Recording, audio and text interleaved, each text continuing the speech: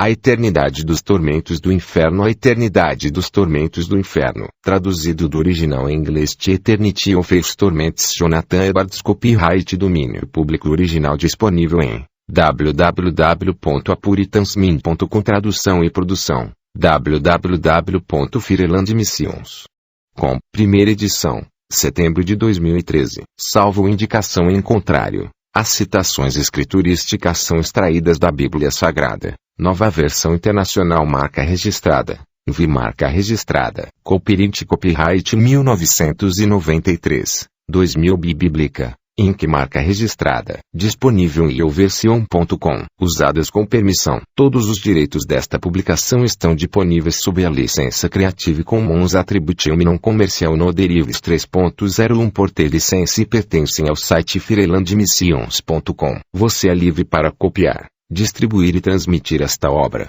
desde que o crédito seja atribuído ao SCOS autores, mas não de maneira que sugira que este S concede qualquer aval a você ou ao seu uso da obra. Você não pode utilizar esta obra para finalidades comerciais, nem alterar seu conteúdo, transformá-lo ou incrementá-lo. A eternidade dos tormentos do inferno, pregado por Jonathan Edwards em abril de 1739. Estes irão para o castigo eterno. MT 2546. Neste capítulo temos a mais singular descrição do dia do juízo de toda a Bíblia. Aqui Cristo declara que, futuramente, quando ele se assentar no trono de sua glória, o justo e o ímpio serão postos perante ele e separados uns dos outros, assim como o pastor separa as ovelhas dos bodes. Cf. MT 25.3132. Em seguida temos um relato de como ambos serão julgados segundo as suas obras, como as boas obras de um e as más obras de outros serão repassadas, e como a sentença será anunciada de acordo com elas. Somos informados de qual será a sentença de cada um. E então temos uma descrição da execução da sentença de ambos. Nas palavras do texto está o relato da execução da sentença do imoral ou ímpio, e concernente a esta, tenho por objetivo observar duas coisas. Primeiro, a duração do castigo no qual é dito que eles entrarão. Este é chamado castigo eterno. Segundo, o momento da entrada deles neste castigo eterno, a saber, após o dia do julgamento, quando todas as coisas que são passageiras tiverem chegado ao fim, e até mesmo aquelas que são as mais duradouras, a estrutura do próprio mundo, a terra da qual é dito que permaneceria para sempre, as antigas montanhas e eternas colinas, o sol, a lua e as estrelas, quando os céus envelhecerem como um vestido e como uma roupa forem trocados. Cf. SL 102-2526, aí será o momento em que o perverso entrará em seu castigo. Doutrina. O tormento dos ímpios no inferno será absolutamente eterno. Há dois conceitos contra os quais eu pretendo me posicionar com esta doutrina. Um deles é que a morte eterna com a qual os ímpios são ameaçados na Bíblia não significa nada mais do que a aniquilação eterna, que Deus punirá a maldade deles através da abolição eterna de seu ser. O outro conceito contra o qual pretendo me posicionar é que, embora o castigo dos ímpios consista no justo tormento, ele não será absolutamente eterno, mas apenas por um grande período de tempo. Portanto, a fim de estabelecer a doutrina em oposição a esses conceitos distintos, eu me comprometerei a mostrar que, não é contrário às perfeições divinas punir os ímpios com um castigo que é absolutamente eterno. 2. A morte eterna com a qual Deus ameaça o ímpio não é a aniquilação, mas uma justa e permanente punição ou tormento. 3. Este tormento não continuará somente por um grande período de tempo, mas será absolutamente sem fim. 4. Diversos fins excelentes serão obtidos por meio do castigo eterno dos ímpios. Não é contrário às perfeições divinas punir os ímpios com um castigo que é absolutamente eterno. Esta é a soma das objeções que geralmente são feitas contra esta doutrina. Ela é inconsistente com a justiça e, especialmente, com a misericórdia de Deus. E alguns dizem que se ela for terminantemente justa, ainda assim, como podemos supor que um Deus misericordioso pode eternamente suportar o tormento de suas criaturas? Primeiro, irei mostrar rapidamente que não é incompatível com a justiça de Deus infligir um castigo eterno. Para evidenciar isso, vou usar apenas um argumento: o pecado é abominável o suficiente para merecer tal punição, e tal punição não é nada mais do que proporcional ao mal ou à culpa pelo pecado. Se o mal do pecado for infinito, como a punição é, então é evidente que a punição não é mais do que proporcional ao pecado punido. e não é nada mais do que o que o pecado merece. E se a obrigação de amar, honrar e obedecer a Deus for infinita, então o pecado, que é a violação dessa obrigação, é a violação de uma obrigação infinita, e portanto é um mal infinito. Novamente, se Deus for infinitamente digno de amor, honra e obediência, então nossa obrigação de amar, honrar e obedecer é infinitamente grande, de modo que, Deus sendo infinitamente glorioso ou infinitamente digno de nosso amor, honra e obediência, a nossa obrigação de amar, honrar e obedecer-lhe e assim evitar todo o pecado, é infinitamente grande. Novamente, sendo a nossa obrigação amar, honrar e obedecer a Deus infinitamente grande, o pecado é a violação de uma obrigação infinita, e assim é um mal infinito. E mais uma vez, sendo o pecado um mal infinito, ele merece um castigo infinito. Um castigo infinito não é nada mais do que o que ele merece. Portanto, tal punição é justa, que era o que deveria ser provado. Não há como fugir da força deste raciocínio, a não ser negando que Deus, o soberano do universo, é infinitamente glorioso, o que eu presumo que nenhum de meus ouvintes vai se aventurar a fazer. Segundo, mostrarei que não é incompatível com a misericórdia de Deus punir os ímpios com um castigo eterno. É uma noção irracional e antibíblica da misericórdia de Deus, que ele é misericordioso a tal ponto que não pode suportar que a justiça penal seja executada. Isto é imaginar a misericórdia de Deus como uma paixão da qual sua natureza está tão sujeita a que Deus é passível de ser mudado, afetado e subjugado ao ver uma criatura no tormento, de modo que ele não pode suportar ver a justiça sendo executada, o que é uma noção extremamente indigna e absurda da misericórdia de Deus e que provaria, se fosse verdade, uma grande fraqueza, seria um grande defeito, e não uma perfeição, no soberano e supremo juiz do mundo, ser misericordioso a tal ponto de não poder suportar ter a justiça penal executada. Esta é uma noção antibíblica da misericórdia de Deus. As Escrituras em toda a parte expõem a misericórdia de Deus como sendo livre e soberana, e não que a prática dela seja tão necessária a ponto de Deus não poder suportar que a justiça seja feita. As Escrituras abundantemente falam dela como sendo a glória do atributo divino da misericórdia, que ela é livre e soberana em suas práticas e não que Deus não pode fazer nada a não ser libertar os pecadores do tormento. Esta é uma noção extremamente indigna e medíocre da misericórdia divina. E mais absurdo ainda, porque é contrária à realidade natural. Pois, se há algum sentido na objeção, é presumível nisto, que todo o tormento da criatura seja justo ou injusto, é em si mesmo contrário à natureza de Deus. Pois, se a sua misericórdia for de natureza tal, que um grande grau de tormento apesar de justo é contrário à sua natureza, então basta aumentar a misericórdia, e em seguida, um grau menor de tormento é contrário à sua natureza, bastando aumentar novamente a misericórdia, e um grau ainda menor de tormento continua contrário à sua natureza. Portanto, se a misericórdia de Deus é infinita, qualquer tormento é contrário à sua natureza, o que vemos ser contrário à realidade, pois vemos que Deus, em sua providência, de fato, inflige grandíssimas aflições sobre a humanidade, mesmo nesta vida. Entretanto, fortes objeções desse tipo, contra o tormento eterno dos ímpios, podem parecer aos carnais homens de coração insensato, como se o tormento fosse contrário à justiça e misericórdia de Deus. Todavia, a sua força aparente surge de uma falta de senso do mal infinito, da odiosidade e da provocação que há no pecado. Por isso, parece-nos não ser adequado que qualquer pobre criatura seja objeto de tanto tormento, porque não temos nenhum senso de algo que é abominável e provocante em qualquer criatura responsável por isso. Se tivéssemos, então esta aflição infinita não pareceria inadequada, pois uma coisa apenas pareceria correspondente e proporcional à outra, e assim a mente descansaria nisto como sendo justo e apropriado, e nada mais do que é próprio de ser ordenado pelo justo, santo e bom governador do mundo. Podemos ser convencidos disso por esta consideração, quando ouvimos ou lemos alguns casos horrendos de crueldade, pode ser de alguma pobre criança inocente ou algum santo mártir. Seus cruéis perseguidores, não tendo nenhuma consideração por seus gritos e choros, apenas se divertindo com o tormento deles, e não tendo misericórdia nem mesmo para pôr um fim às suas vidas, nós temos uma compreensão do mal deles. E isso nos marca profundamente. Por isso parece justo em todos os sentidos, adequado e apropriado que Deus inflige um castigo terrível sobre as pessoas que tenham cometido tal perversidade. Não parece discordar em nada da perfeição do juiz do mundo. Podemos pensar nisso sem nos chocarmos completamente. A razão é porque temos um senso do mal da conduta deles, e um senso da relação que existe entre o mal ou culpa, e a punição. Da mesma forma, se víssemos a relação entre o mal do pecado e o castigo eterno, ou seja, se víssemos algo nos homens maus que pareceria tão odioso para nós quanto o tormento eterno nos parece terrível, algo que nos instigaria a tanta indignação e repulsa, quanto o tormento eterno nos aterroriza, todas as objeções contra esta doutrina desapareceriam de uma só vez. Embora agora pareça inconcebível,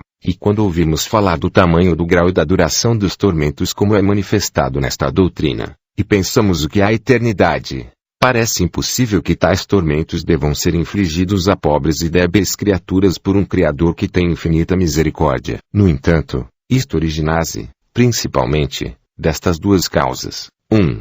Esta doutrina é tão contrária às inclinações depravadas da humanidade, que os homens odeiam acreditar nela e não conseguem suportar que isso seja verdade. 2. Eles não veem o castigo eterno como apropriado por causa do mal do pecado. Eles não veem que o castigo eterno não é nada mais do que proporcional à culpa do pecado, tendo assim demonstrado que o castigo eterno dos ímpios não é inconsistente com as perfeições divinas. Vou agora prosseguir mostrando o quão distante isto está de ser inconsistente com as perfeições divinas e que estas perfeições evidentemente exigem o mesmo, ou seja, elas exigem que o pecado receba tão grande castigo, ou na pessoa que tenha cometido ou no fiador, e, portanto, com relação aos que não creem no fiador cf. HB 722, 25 CL 2314, e não têm interesse nele. As perfeições divinas requerem que esta punição seja infligida neles. Não apenas parece que não é inadequado que o pecado seja punido dessa maneira,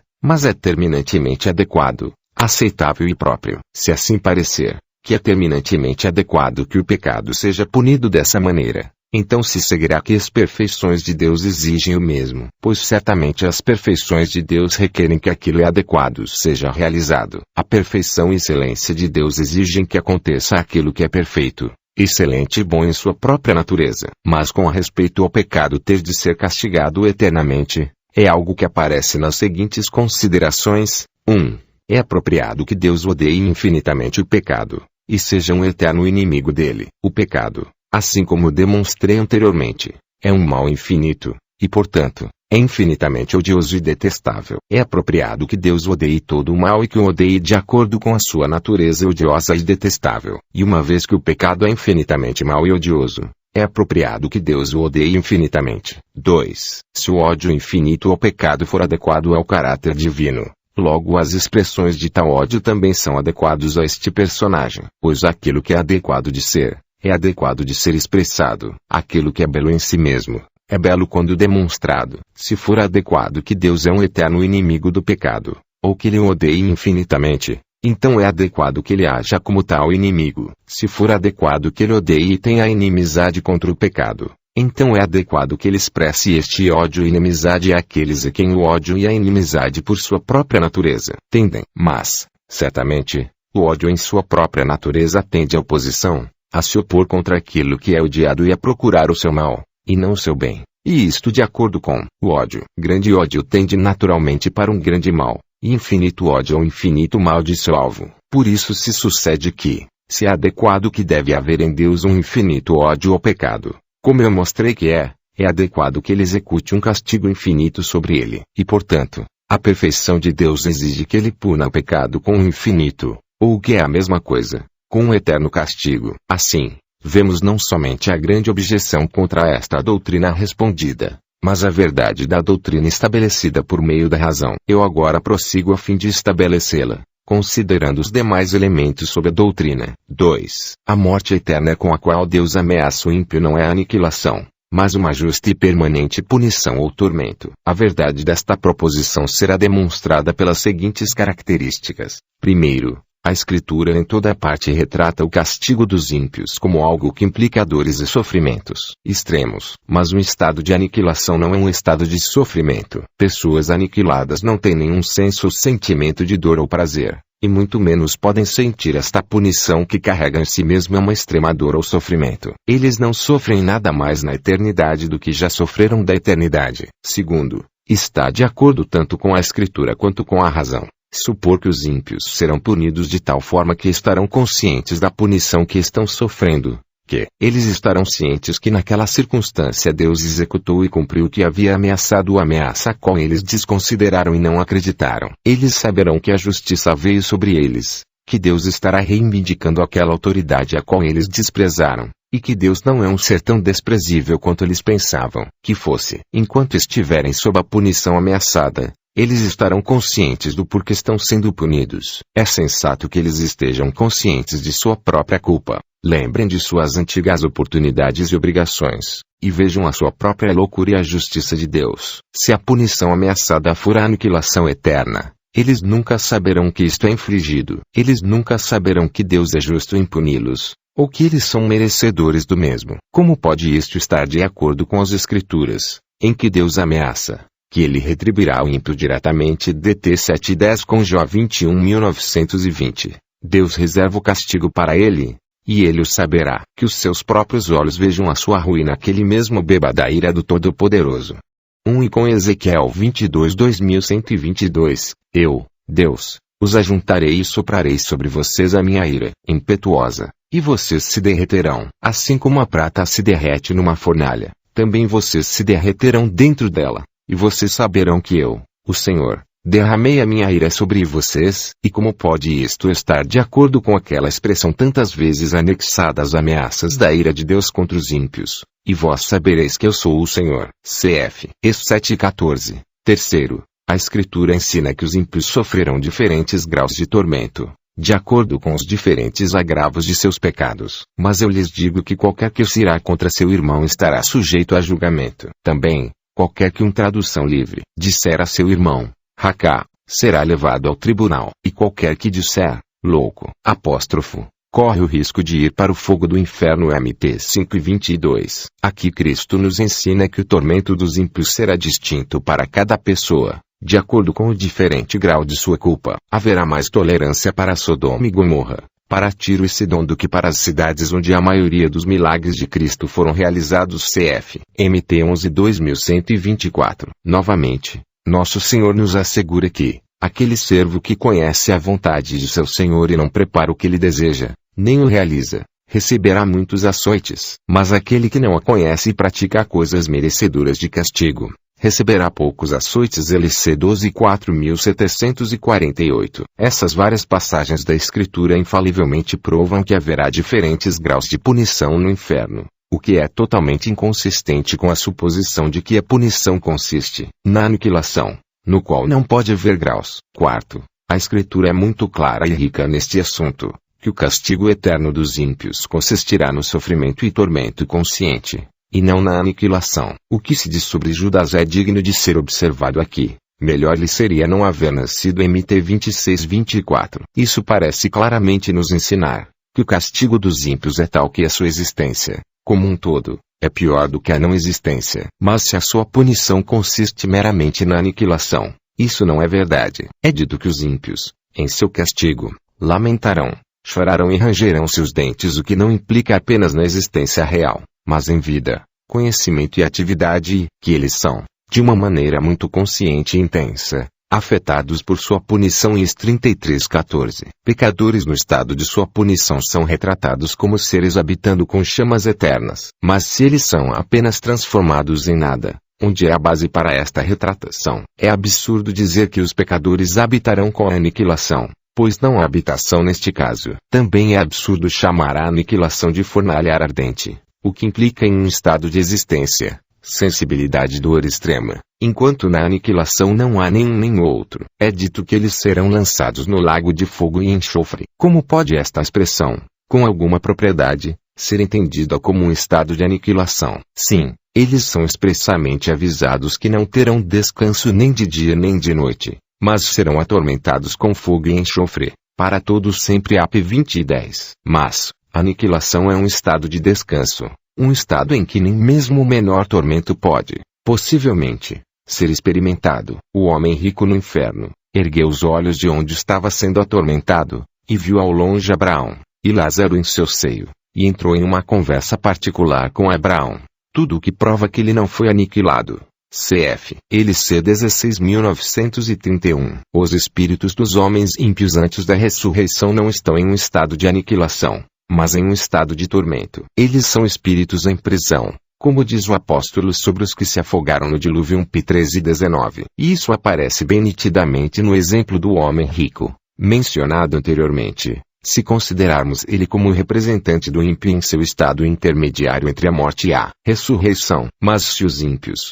mesmo ali, estão em um estado de tormento, muito mais estarão, quando sofrerem aquilo que é a punição adequada pelos seus pecados. A aniquilação não é uma desgraça tão grande assim, de forma que alguns a preferiram a um estado de sofrimento até mesmo nesta vida. Este foi o caso de Jó, um homem justo. Mas se um homem justo pode, neste mundo, sofrer o que é pior do que a aniquilação, sem dúvida, a punição adequada dos ímpios, na qual Deus pretende manifestar seu repúdio singular pela maldade deles, será uma desgraça muitíssimo maior e, portanto, não pode ser a aniquilação. Esta só pode ser uma declaração muito vil e desprezível da ira de Deus para com aqueles que se rebelaram contra sua coroa e dignidade e quebraram as suas leis, e desprezaram tanto a sua vingança quanto sua graça, o que não é uma desgraça tão grande quanto aquela que alguns de seus verdadeiros filhos têm sofrido nesta vida. O castigo eterno dos ímpios é considerado a segunda morte AP 20:14-21:8. É,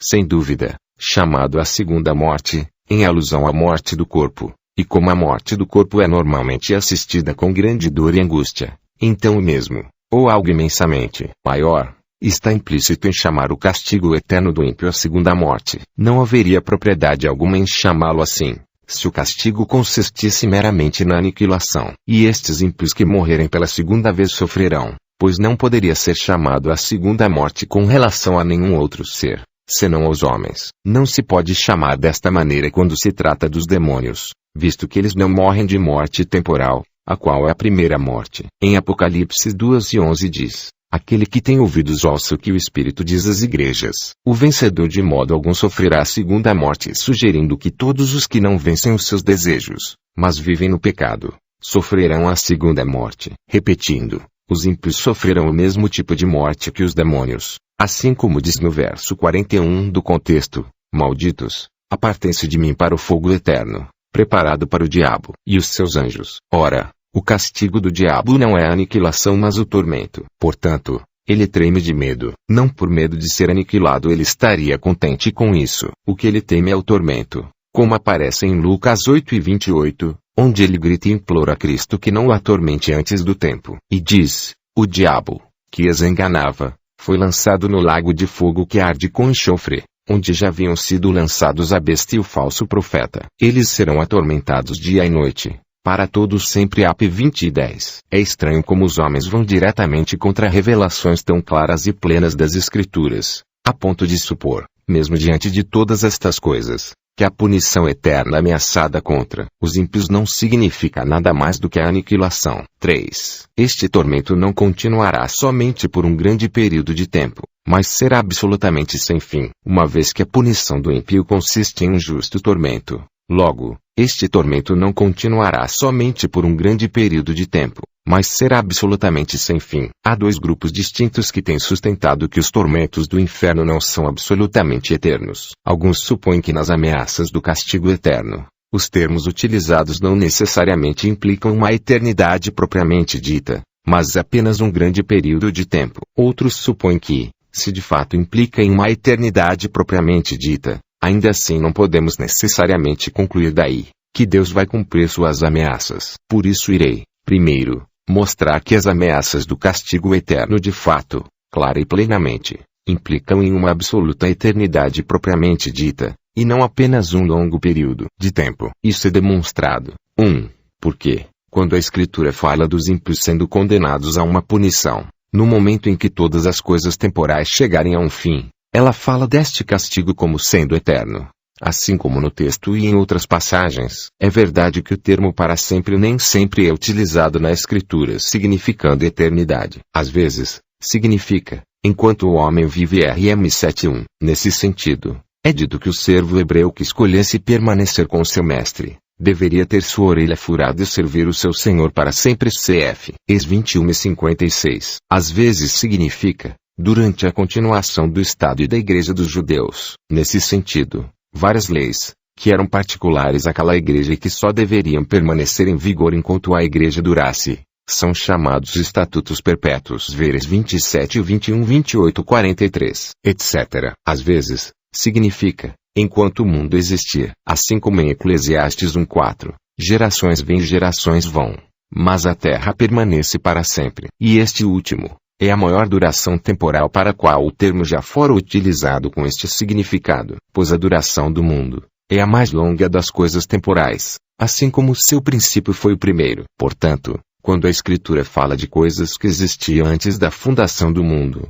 isso significa que elas existiam antes do início do tempo. Então, essas coisas que continuam a existir depois do fim do mundo, são coisas eternas. Quando o céu e a terra forem abalados e removidos, aquilo que permanecer será o que não pode ser abalado e que permanecerá para sempre. HB 12 2627. Mas o castigo dos ímpios, não só permanecerá após o fim do mundo, mas é chamado de eterno, como no texto, e estes irão para o castigo eterno. Assim como em 2 Tessalonicenses 1:910, eles sofrerão a pena de destruição eterna, a separação da presença do Senhor e da majestade do seu poder. Isso acontecerá no dia em que ele vier para ser glorificado em seus santos, etc. Agora, o que pode se compreender por algo do ser eterno, depois que todas as coisas temporais chegarem a um fim, é que este é absolutamente sem fim. 2. Tais expressões que são utilizadas para estabelecer o período de duração do castigo dos ímpios, jamais são usados escrituras do Novo Testamento para significar qualquer outra coisa a não ser a eternidade propriamente dita. Diz-se, não somente que o castigo será para sempre, mas para todo sempre. A fumaça do tormento de tais pessoas sobe para todo sempre. AP 14:11. Eles serão atormentados dia e noite, para todos sempre. AP 20:10. Sem dúvida, o Novo Testamento tem certa expressão que significa a eternidade propriamente dita, a qual tem sido frequentemente ocasião para discussão. Mas não há maior expressão do que essa. Se essa expressão não significa uma eternidade absoluta, não há nenhuma outra que signifique. 3. A Escritura usa o mesmo modo de falar para expor a eternidade de tormento e a eternidade de felicidade. Sim, a eternidade de Deus. E estes irão para o castigo eterno, mas os justos para a vida eterna. MT 25:46. As palavras eterno e eterna, no original, são as mesmas. E eles, os santos, reinarão para todos sempre. AP 22:5. A Escritura não tem uma expressão maior para significar a eternidade do próprio Deus, do que aquele vive para todos sempre, aquele que está assentado no trono e que vive para todos sempre. AP 4:9. Também em Apocalipse 4:10, 5 e 14:10, 6, 15 e 7. Novamente, a Bíblia expressa a eternidade de Deus por esta expressão, que ela existirá para sempre. Depois que o mundo chegar ao fim, eles perecerão, mas tu permanecerás e envelhecerão como vestimentas. Como roupas tu os trocarás e serão jogados fora. Mas tu permaneces o mesmo, e os teus dias jamais terão fim. SL 102 2627. 4. A Escritura diz que os ímpios não serão libertos até que tenham pago o último centavo de sua dívida. MT 5:26. O último centavo LC 12:59, ou seja, até o último que é merecido. E toda misericórdia é excluída por esta expressão. Contudo, nós mostramos que eles merecem um infinito e interminável castigo. 5. A Escritura diz de forma absoluta que a punição deles não terá fim, onde o seu verme não morre, e o fogo não se apaga. MC 9:44. Ora, não faz sentido dizer que o significado é que o seu verme viverá por um grande tempo, ou que ele existirá por um grande tempo antes que o fogo se apague. Se alguma vez chegar a hora em que o seu verme morrer, e se alguma vez houver a extinção total do fogo, então não é verdade que o seu verme não morre e que o fogo não se apaga. Pois se haverá a morte do verme e a extinção do fogo, que seja no momento que for, logo ou bem mais tarde, é igualmente contrário a tal negação. Não morre, não se apaga. Segundo, Há outros que admitem que a expressão das ameaças de fato denotam uma eternidade propriamente dita. Mas então, eles dizem que não se infere de certeza que o castigo será realmente eterno, pois Deus ameaça, contudo não cumpre suas ameaças. Apesar de admitirem, sem qualquer reserva, que as ameaças são terminantes e decisivas, ainda assim eles dizem que Deus não é obrigado a cumprir em todo as ameaças terminantes, como ele é com relação às promessas terminantes. Porque nas promessas um direito é dado, o qual a criatura a quem as promessas são feitas irá reivindicar. Mas não há nenhum perigo de que a criatura reivindique qualquer direito por uma ameaça. Por isso irei agora mostrar que o que Deus declarou terminantemente neste assunto, de fato, torna certo de que acontecerá como ele declarou. Para este fim, vou mencionar duas coisas. 1. É evidentemente contrário à verdade divina, Deus terminantemente declarar que qualquer coisa seja verdadeira seja no passado, presente ou por vir-se ao mesmo tempo ele sabe que isto não é verdadeiro. Ameaçar de forma absoluta que algo acontecerá, é o mesmo que absolutamente declarar que assim será. Pois, supor que Deus de forma absoluta declara que algo acontecerá, o qual seja ao mesmo tempo sabido que não acontecerá, é blasfêmia, se existir tal coisa como blasfêmia. De fato, é realmente verdade que não há nenhuma obrigação sobre Deus, decorrente da reivindicação da criatura, como existe nas promessas. Eles parecem considerar o caminho errado, imaginando que a necessidade de execução da ameaça surge a partir de uma obrigação posta sobre Deus, pela criatura, de executar o resultado de sua ameaça. Mas na verdade a certeza da execução surge de outra maneira, surge da obrigação que existia sobre o Deus onisciente, em ameaçar, e conformar a sua ameaça ao que ele sabia, que seria executado no futuro. Embora, estritamente falando, Deus não seja, propriamente dito, obrigado pela criatura a executar o que ameaçou, ainda assim ele não era, de maneira alguma, obrigado a ameaçar, se ao mesmo tempo ele soubesse que não deveria ou não iria cumprir, pois isto não seria consistente com a sua verdade. Portanto, na verdade de Deus há uma conexão inviolável entre as ameaças terminantes e a execução. Aqueles que supõem que Deus declarou terminantemente o que ele faria ao contrário do que sabia que iria acontecer, também supõem que ele absolutamente ameaçou ao contrário do que sabia ser verdade. E como pode alguém falar ao contrário do que ele sabe ser verdade declarando, prometendo, ameaçando, ou de qualquer outra maneira de forma consistente com a inviolável verdade? Isto é inconcebível. As ameaças significam algo, e se elas forem feitas de forma consistente com a verdade, elas têm verdadeiros significados, ou significam a verdade daquilo que deve ser. Se as ameaças absolutas significam alguma coisa, elas significam o futuro do que foi ameaçado. Mas se o futuro do que foi ameaçado não for verdadeiro e real, então, como pode a ameaça ter um verdadeiro significado? E se Deus, nelas, fala ao contrário do que ele sabe, e ao contrário do que ele pretende, como pode ele falar a verdade? Isto é inconcebível. Ameaças absolutas são uma espécie de previsão. E embora Deus não seja definitivamente obrigado por causa de qualquer reivindicação nossa a cumprir as previsões a menos que sejam da natureza das promessas, ainda assim, certamente seria contrário à verdade prever que tal coisa aconteceria, a qual ele paralelamente sabia que não aconteceria. Ameaças são declarações de algo futuro, e elas têm de ser declarações de verdades futuras se forem declarações verdadeiras. Se a questão fosse no presente, ela não seria diferente do que no futuro. É igualmente contrário à verdade declarar ao contrário do que paralelamente se sabe ser a verdade, seja de coisas do passado, presente ou por vir, pois ambos são iguais para Deus. Além disso, temos nas Escrituras frequentes declarações do futuro castigo eterno dos ímpios, sob a própria forma de previsões, e não na forma de ameaças, assim como no texto, e estes irão para o castigo eterno. Também, em frequentes afirmações do castigo eterno no Apocalipse, algumas das quais eu já citei. O Apocalipse é uma profecia, e é assim chamado no próprio livro. Assim também são as declarações do castigo eterno. Temos declarações similares em muitos outros lugares da Escritura. 2. A doutrina daqueles que ensinam que não é certo que Deus cumprirá as ameaças absolutas é blasfema, e é como se Deus, de acordo com a suposição deles, estivesse obrigado a fazer uso de uma falácia para governar o mundo. Eles confessam que é necessário que os homens receiem estarem sujeitos a um castigo eterno, para que assim eles sejam restringidos do pecado, e que Deus ameaçou tal castigo, com a própria finalidade de que eles acreditassem estarem expostos a este castigo. Mas que conceito indigno essa doutrina transmite sobre Deus,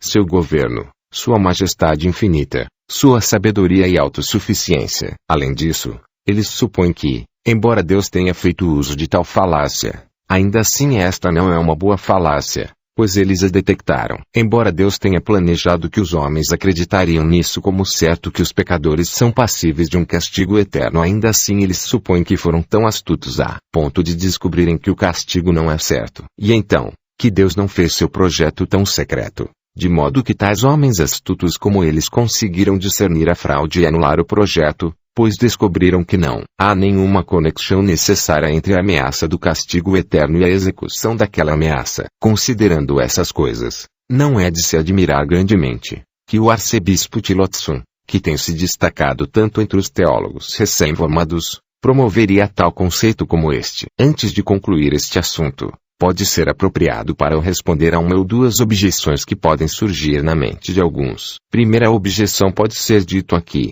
que temos casos em que Deus não cumpriu as suas ameaças, como a sua ameaça a Adão, e através dele na humanidade, que eles certamente morreriam, se comessem do fruto proibido. Eu respondo, não é verdade que Deus não cumpriu essa ameaça. Ele cumpriu e cumprirá nos mínimos detalhes. Quando Deus disse, certamente morrerás GN 2:17, se considerarmos a morte espiritual, ela foi cumprida na pessoa de Adão no dia em que ele comeu, pois imediatamente sua imagem, seu Espírito Santo e justiça original, a qual foi a melhor e mais elevada a vida de nossos primeiros pais, foram perdidos, e eles passaram imediatamente a um estado sombrio de morte espiritual. Se considerarmos a morte física, a ameaça também foi cumprida. Ele trouxe a morte sobre si mesmo e toda a sua posteridade, e ele virtualmente sofreu aquela morte no mesmo dia em que ele comeu. Seu corpo foi trazido a uma condição corruptível, mortal e degradativa, e assim permaneceu até que este se dissipou. Se olharmos para toda a morte que era abrangida na ameaça,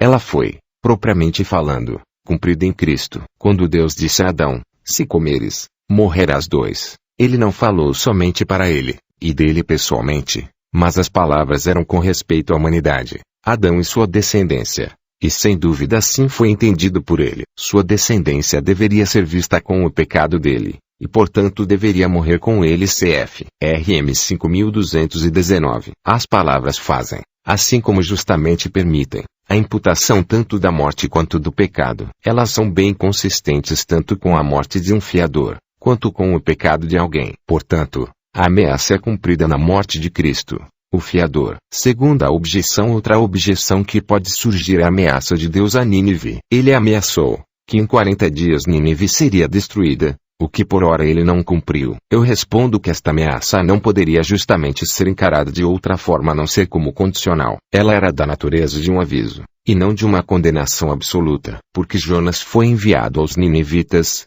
senão para dar-lhes o aviso a fim de que tivessem a oportunidade de se arrepender, reformar e evitar a destruição que tradução livre se aproximava. Deus não tinha outro projeto ou finalidade em enviar um profeta a eles, senão que fossem advertidos e provados por ele da mesma maneira como Deus advertiu os israelitas, Judá e Jerusalém, antes de sua destruição. Portanto, os profetas, juntamente com suas profecias da destruição que se aproximava, faziam fervorosas exortações ao arrependimento e à reforma, a fim de que a destruição fosse evitada. Nada mais poderia ser justamente entendido por uma real ameaça, além de que Nínive seria destruída em 40 dias que se continuasse como era, pois foi por causa de sua maldade que aquela destruição foi pronunciada, e assim os ninivitas entenderam. Portanto, quando a causa foi removida, o efeito cessou. Era contrário à maneira habitual de Deus, neste mundo, ameaçar uma punição e destruição de forma absoluta por causa do pecado, de forma que esta viesse inevitavelmente sobre as pessoas ameaçadas, impedindo que elas se arrependessem, reformassem e fizessem o que deveriam. Se em algum momento eu decretar que uma nação ou um reino seja arrancado, despedaçado e arruinado, e se essa nação que eu adverti converter-se da sua perversidade, então eu me arrependerei e não trarei sobre ela a desgraça que eu tinha planejado. JR 1878. Portanto, todas as ameaças desta natureza tinham uma condição implícita nelas, de acordo com a forma conhecida e declarada do tratamento de Deus. E os ninivitas não tomaram isso como uma sentença absoluta de condenação. Se tivessem, teriam desistido de qualquer benefício por meio do jejum e da reforma. Mas a ameaça da ira eterna é terminante e absoluta. Não há nenhum lugar na palavra de Deus onde podemos obter qualquer condição. A única oportunidade de escapar é neste mundo. Este é o único estado de provação, no qual temos qualquer oferta de misericórdia ou lugar para arrependimento. 4. Diversos fins excelentes e importantes serão obtidos por meio do castigo eterno dos ímpios. Primeiro, por este meio Deus vindica a sua majestade ofendida. Aonde os pecadores lançam seu desprezo e pisoteiam, Deus vindica a honra e faz sua majestade aparecer, uma vez que ela é realmente infinita, mostrando que é infinitamente terrível rejeitá-la ou ofendê-la. Segundo, Deus glorifica a sua justiça. A glória de Deus é o maior bem. A sua glória é o fim principal da criação. É mais importante do que qualquer outra coisa. Mas este único caminho onde Deus glorificará a si mesmo, como por exemplo na destruição eterna dos ímpios, ele glorificará a sua justiça. Ali, ele aparecerá como o justo governador do mundo. A justiça vingativa de Deus se mostrará terminante, precisa, temível e terrível, e portanto, gloriosa. Terceiro, por meio disso, Deus indiretamente glorifica a sua graça nos vasos de misericórdia. Os santos no céu contemplarão os tormentos dos condenados. A fumaça do tormento de tais pessoas sobe para todos sempre. Ap 14 e 11. Sairão e verão os cadáveres dos que se rebelaram contra mim. O seu verme não morrerá, e o seu fogo não se apagará, e causarão repugnância a toda a humanidade. E 66:24. E em Apocalipse 14 e 10 é dito que eles serão atormentados na presença dos santos anjos e na presença do Cordeiro. Logo, eles serão atormentados na presença também dos santos glorificados. Por meio disto os santos serão mais conscientizados de quão grande é a sua salvação. Quando eles verem quão grande é o tormento do qual Deus os salvou, e quão grande diferença há entre o seu estado e o estado dos outros, os quais não eram por natureza, e, talvez, por algum tempo na prática mais pecaminosos e imerecedores do que eles, isto os dará um senso maior das maravilhas da graça de Deus para com eles. Sempre que eles olharem para os condenados, isto os incitará a um senso vivo de admiração pela graça de Deus, em tê-los dado tal graça para os diferenciar. O apóstolo nos diz que esta é uma das finalidades da condenação dos ímpios, e se Deus, querendo mostrar a sua ira e tornar conhecido o seu poder, suportou com grande paciência os vasos de sua ira, preparados para a destruição, que dizer, se ele fez isto para tornar conhecidas as riquezas de sua glória aos vasos de sua misericórdia, que preparou de antemão para a glória. RM 92223. A visão do tormento dos condenados fará dobrar o ardor do amor e da gratidão dos santos no céu. Quarto, a visão dos tormentos do inferno exaltará a felicidade dos santos eternamente. Eles não somente estarão mais conscientes da grandeza e da gratuidade da graça de Deus em sua felicidade, mas isso realmente aumentará a felicidade deles, uma vez que os fará mais cientes de sua própria felicidade. Isto os dará um deleite mais vívido do mesmo, os fará atribuir grande valor à felicidade. Quando eles verem outros, que tinham a mesma natureza e nasceram sob as mesmas circunstâncias que eles, mergulhados em tal tormento, e em uma posição tão distinta, isso os conscientizará de quão felizes eles são. Um senso do tormento de outro, em todos os casos, aumenta grandemente o deleite de qualquer alegria ou prazer. A visão do poder maravilhoso, da grande e temível majestade, e da terrível justiça e santidade de Deus, manifestos no castigo eterno dos ímpios, os fará apreciar o seu favor e amá-lo muito mais, e eles serão muito mais felizes na satisfação do mesmo. Aplicação prática 1. A partir do que foi dito, podemos aprender a insensatez e a loucura da maior parte da humanidade, em que, por causa da atual satisfação momentânea, correm o risco de sofrerem todos esses tormentos eternos. Eles preferem um pequeno prazer, um pouco de riqueza, um pouco de honra e grandeza terrenos quais duram apenas por um momento a uma fuga desta punição. Se é verdade que os tormentos do inferno são eternos, do que valeria ao homem ganhar o mundo inteiro e perder a sua alma? Ou o que dará o homem em troca da sua alma? O que existe neste mundo, que não seja tão frívolo e passageiro quanto a vaidade, em comparação com essas coisas eternas? Cf. MC 83637 SL 629. Quão loucos são os homens, que tantas vezes ouvem essas coisas e fingem acreditar nelas, os quais vivem apenas um pouco de tempo, alguns anos, que nem ao menos esperam viver aqui, mais do que outros de sua espécie normalmente vivem, e que mesmo assim estão desatentos sobre o que será deles no outro mundo, onde não há mudança nem fim. Quão loucos são eles, quando ouvem que se permanecerem no pecado eles serão eternamente miseráveis, que não são movidos por isso, mas ouvem com toda descuido e frieza, como se não estivessem de jeito nenhum preocupados com o assunto quando não reconhecem, senão que este pode ser o seu caso, e que eles podem sofrer esses tormentos antes que uma semana chegue ao fim. Como pode os homens serem tão descuidados sobre tão importante assunto como a sua própria destruição e tormento eterno? Que estranha insensibilidade sem sentido possuem os corações dos homens. Que coisa comum esta, ver homens, que são avisados de domingo a domingo do tormento eterno, e que são tão mortais quanto outros homens, serem tão descuidados quanto há. Isso que eles não aparentam, de forma alguma, restringidos de qualquer coisa que suas almas cobissem. O cuidado deles em escapar do tormento eterno, não é nem a metade do cuidado que eles têm com coisas como obter dinheiro e posses, ser notável no mundo e gratificar sua inteligência. Seus pensamentos são muito mais exercitados nessas coisas, e eles têm muito mais cuidado e preocupação com elas. Embora eles sejam diariamente expostos ao tormento eterno, este é algo negligenciado. O tormento eterno é só ocasionalmente considerado, e considerado com uma grande quantidade de estupidez, e não com uma preocupação suficiente para levá-los a fazer algo considerável. Para escapar dele, eles não estão cientes de que vale a pena, durante sua vida, fazer todos os esforços consideráveis isso. E se eles, de fato, se esforçam por um pouco de tempo, logo deixam de lado, e outra coisa ocupa seus pensamentos e preocupações. Assim se vê entre jovens e velhos. Multidões de jovens levam uma vida descuidada, tendo pouca preocupação por sua salvação. Assim, você pode ver entre as pessoas de meia idade, com muitos que já são mais velhos, e que certamente se aproximam da sepultura. No entanto, essas mesmas pessoas parecem reconhecer que a maior parte dos homens que vão para o inferno e sofrem o tormento eterno não tem nenhuma preocupação com isso. No entanto,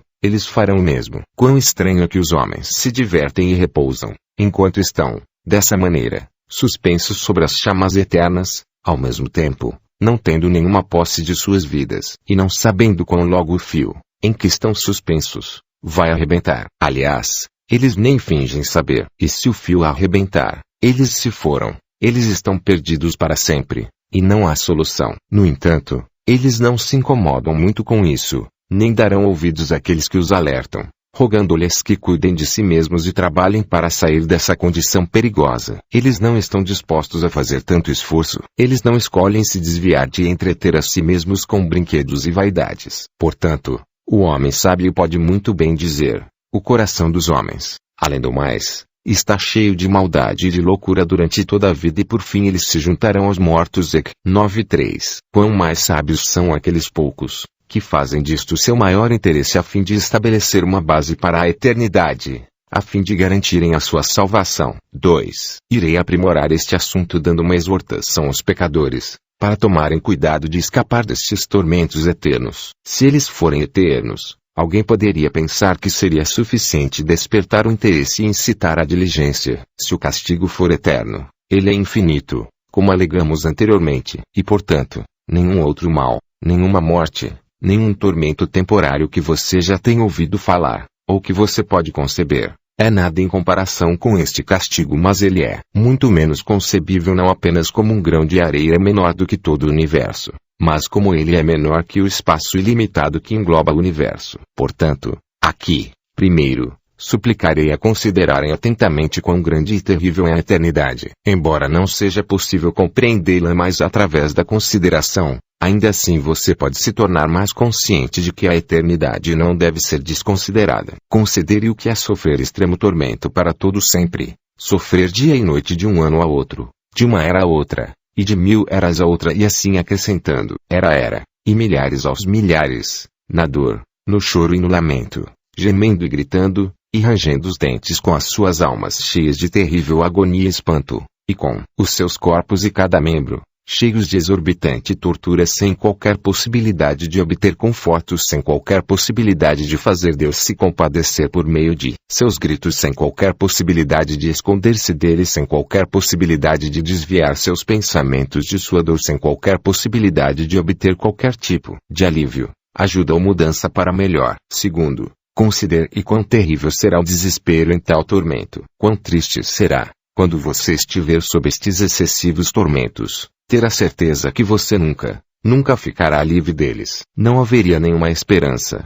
Embora você desejasse ser transformado em nada, você não teria nenhuma esperança disso. Embora você desejasse ser transformado em um sapo ou uma serpente, você não teria nenhuma esperança disso. Embora você se alegrasse se pudesse ter algum alívio, depois de ter sofrido esses tormentos milhões de eras, você não teria nenhuma esperança disso. Depois de ter acabado a era do sol, da lua e das estrelas, em seus dolorosos gemidos e lamentações, sem descanso nem de dia nem de noite, nem sequer um minuto de alívio, ainda assim você não teria nenhuma esperança de um dia ser liberto. Depois de ter se passado mais de 1000 eras semelhantes, você não teria nenhuma esperança, mas você saberia que não estaria nem um pouco mais perto do fim de seu tormento. Mas ainda haveria os mesmos gemidos, os mesmos gritos, os mesmos lamentos, incessantemente vindos de você, e que a fumaça do seu tormento continuaria a subir para todo o sempre. A sua alma, a qual estaria sendo afligida pela ira de Deus todo esse tempo,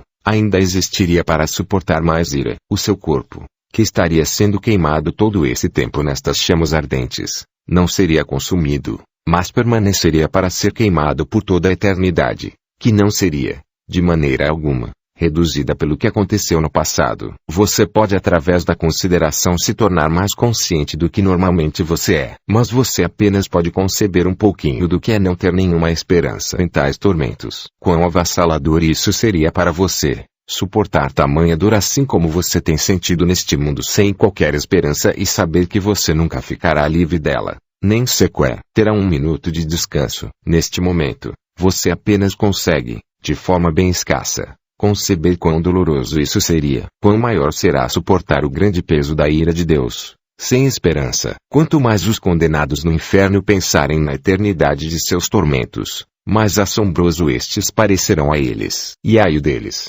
pois não serão capazes de manter a eternidade fora de sua mente. Sua tortura não os desviará de pensarem nela, mas fixarão sua atenção nela. Oh, quão terrível a eternidade parecerá para eles depois de terem pensado sobre ela por eras e mais eras, e já tendo experimentado por tanto tempo seus tormentos. Os condenados no inferno terão dois infinitos para perpetuamente assombrá-los e consumi-los. Um é o Deus infinito, cuja ira eles suportarão, e em quem eles verão o seu perfeito inimigo irreconciliável, e outro é a infinita duração dos seus tormentos. Se fosse possível aos condenados no inferno terem um conhecimento abrangente da eternidade, sua tristeza e dor teriam um grau infinito. A visão abrangente de tanta tristeza, a qual eles irão suportar, causaria uma tristeza infinita no presente. Embora eles não terão um conhecimento abrangente do mesmo, ainda assim, sem dúvida, eles terão uma apreensão muito mais viva e forte do que podemos ter neste mundo. Seus tormentos irão dar-lhes uma impressão dela. Um homem em seu estado atual,